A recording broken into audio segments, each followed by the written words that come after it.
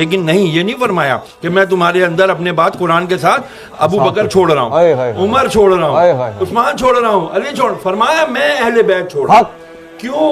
اس کی سب سے بڑی وجہ، صحابہ بھی وفات پا گئے، کئی صحابہ نے شادیاں نہیں کی، کئی اصحاب کے اولاد ہی نہیں ہیں، لیکن اللہ نے قرآن میں وعدہ کیا ان شانیہ کا هو الابتر، اے محبوب تیرا دشمن ہی بے نام رہے گا لیکن تیری آل چلے گی، تیری آل چلے گی، قیامت تک سید ہوگا، آئے گا آخری سید جس کا نام مہدی ہوگا، محمد ہوگا، وہی آ کر کے پھر دجال کو بھی مارے گا، وہی آ کے جب حضرت عیسیٰ علیہ السلام کو بھی کلمہ پڑھا کر کے وہ کہیں گے کہ اب میں لا الہ الا اللہ محمد رسول اللہ کا کلمہ پڑھتا ہوں۔ اب بات آ جاتی ہے یہاں پر کہ ہم کیوں نہیں سناتے کربلا کا، چھوڑ ہی دیا کربلا کے، شیعوں کا کام ہے یہ تو ہمارا کام نہیں ہے۔ یہ کس نے کہہ دیا کہ یہ خالی کربلا اہل بیت نبی کی آل صرف شیعوں کا ٹھیکہ ہے؟ سوری ٹو سے اگر میرے الفاظ ساتھ ہیں یار، نبی علیہ الصلوۃ والسلام نے فرمایا قرآن کی نص ثابت ہے، نص اس کو کہتے ہیں جس پہ قرآن سے دلیل آئی ہو، تو قرآن کی آیت مباہلہ نہیں ہے، آیت تطہیر نہیں ہے، میں تم سے کچھ نہیں مانگتا، نبی فرما رہے ہیں اللہ کی، میں کوئی کچھ نہیں سوال کرتا تم سے الا المودۃ القربا، میرے اقربا کی، میرے اہل بیت کی، ان کی مودت رکھو، اور مودت محبت سے بہت عالی مقام ہے، اس کے اندر اگر ہم جائیں گے نا، لیکن جب تک وہ کرائیٹیریا نہیں بنے گا اس وقت تک بچیں گے نہیں۔ کون سا ٹولہ شروع ہو گیا جی، ذرا سا ذکر اہل بیت کیا، ذکر علی کیا، انہوں نے کہا تفضیلی ہے تو رافضی ہے، اب اس کا کیا کریں، یہ بھی تو مسئلہ ہے۔ میں نے آپ سے عرض کیا نا، ہمیں دوبارہ ریویو کرنا پڑے گا۔ میں تمام علماء اہل سنت سے ہاتھ جوڑ کر، میں حقیر فقیر آدمی، طالب علم ہوں، میری کوئی اوقات نہیں ہے، صرف ہاتھ جوڑ کے جید علماء سے، بڑے علماء اکرام سے عرض کروں گا، خدا کے لیے ایک تو ہم اپنا ایگو، انا کا خول توڑیں، گردن میں جو سریے ہیں ان کو ہاتھ جوڑ کر عاجزانہ آپ کی جوتیاں پکڑ کر عرض کرتا ہوں، خدا کے لیے بیٹھیں۔ ہماری آج آنے والی نوجوان نسل کو نہیں پتا کہ بھائی مولا علی کون ہے، مولا حسین کون ہے، حضرت امام حسن کون ہے، نہیں پتا رسول کی اہل بیت کون ہیں، ان کو نہیں پتا۔ اگر ان کو پتہ کرنا ہوتا ہے تو وہ اٹھاتے ہیں اور کس کے بیانات سنتے ہیں؟ وہ اہل تشیع علماء کرام کے بیانات سنتے ہیں، بہت بڑے بڑے نام ہیں۔ میں شہنشاہ نقوی صاحب کو بہت اچھے سے جانتا ہوں، میں مسعودی صاحب کو بہت اچھے سے جانتا ہوں، میں باقر صاحب کو جانتا ہوں، بہت بڑے بڑے علماء ان کے ہیں، لیکن کیا عوام علماء اہل سنت اپنی اس جو بھی کمی ہے اس کو ختم نہیں کر سکتے؟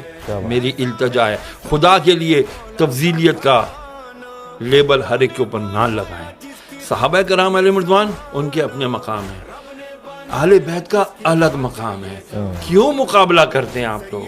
خدا کے لیے نہ مقابلہ کریں، یہ مقابلے بازی کا کام ہے ہی نہیں۔ اللہ اکبر۔ یار جب ویسے آپ اس بات کو قبول کرتے ہیں، ایک سچا سوال، حضور نے ہم میں اہل بیت کو چھوڑا تھا، انہی تارک فیکم ثقلین کتاب اللہ و عترتی، اور ہم نے بھی اہل بیت کو چھوڑ ہی دیا۔ دیکھیں کرائیٹیریا دے دیا، ایک اصول دے دیا، قرآن کو پکڑے رہو گے ہدایت پر رہو گے، قرآن کے ساتھ دوسری چیز کیا چھوڑی؟ اہل بیت پکڑو گے تو ہدایت پر رہو گے۔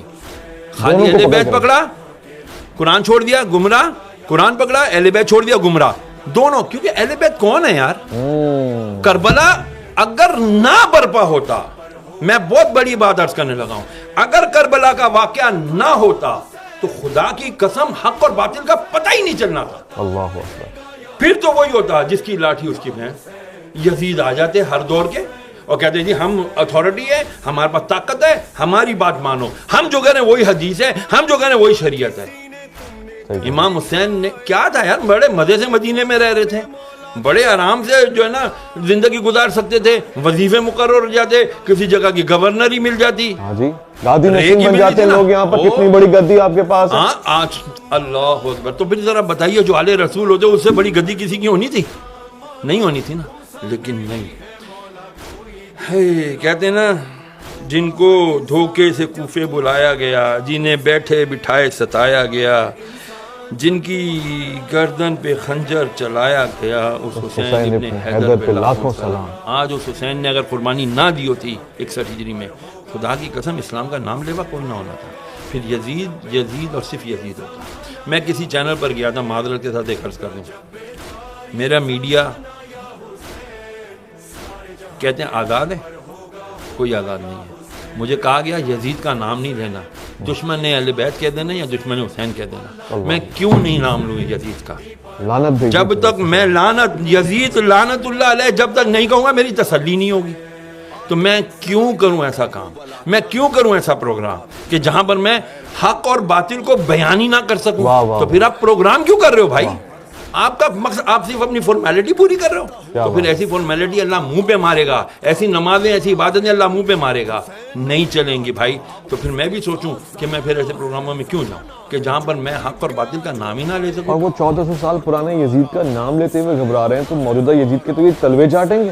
تو وہ یہی رہا ہے سسٹم، آپ کے سارے یزیدی چلا رہے ہیں بدقسمتی سے، اور پھر ہم کہتے ہیں جی ہم اہل بیت کے ماننے والے ہیں، ہم رسول اللہ کے جنت رسول اللہ کی. ایسے نعروں سے جنتیں ملنے لگی نا تو بڑے بڑے، وہ کیا شعر ہے اقبال کا کہ وہ ہو تو وہ بھی نعرے تکبیر بھی، تقریب کیا ہوتا ہے وہ فتنہ.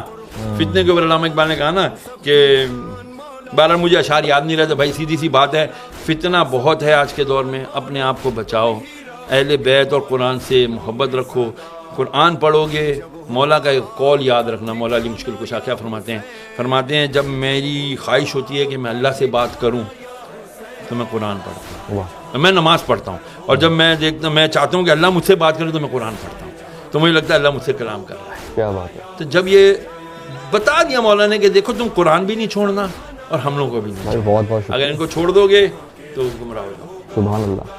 نہ حق کے لیے اٹھے تو شمشیر بھی فتنہ، شمشیر کیا نعرہ تکبیر بھی فتنہ. جزاک اللہ.